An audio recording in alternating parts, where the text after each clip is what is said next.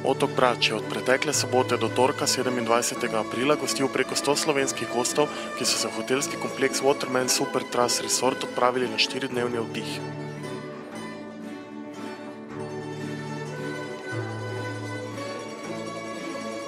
Tretji največji otok hrvaškega Jadrana smo z avtobusi dosegli po 7 urah nenaporne vožnje, po pijači dobrodošlice v Supetaru pa so zbrani druščini, vodiči in animatorji podali program za naslednje dni ter pojasnili možnosti popoldanske in večerne animacije. Dalmatinskemu večeru je sledil izlet v Mehiko, zadnji večer pa je bil obarvan tradicionalno z možnostjo zabave in plesa.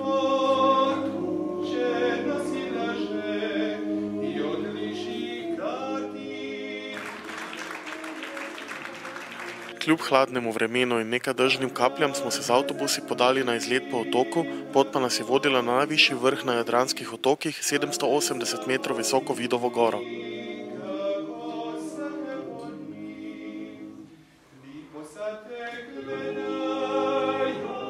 Lep razgled z najvišje točke je poplačal trud, ki smo ga morali vložiti, da smo se kljub močnemu vetru obdržali na nogah, najpogumnejši pa so se odpravili celo peš z vrha proti obali, znanemu letališču Bol, s poznano plažo Zlati rat.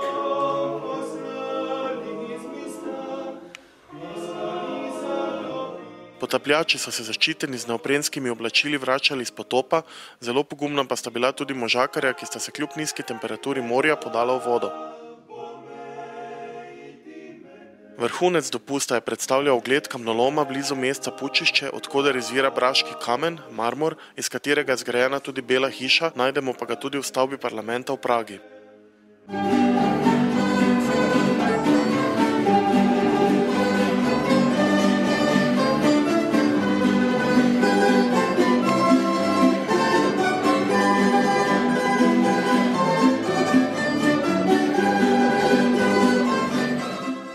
V zavarovanem pristanišču Milna je bila končno priložnost za prvi sladoled, našli pa smo tudi Bolski plavac, lokalno črno vino, ki bo marsikomu tudi doma polepšalo nedeljsko jed.